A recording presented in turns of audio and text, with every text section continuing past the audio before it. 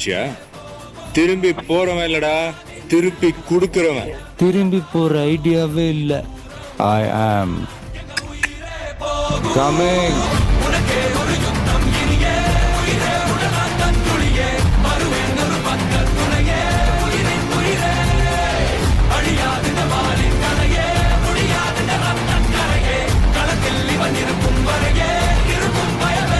அந்த பாயா இருக்கணும்டா.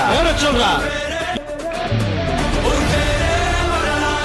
அழிச்சாலும் அழியாது அவன்தானே ஜனநாயகன்.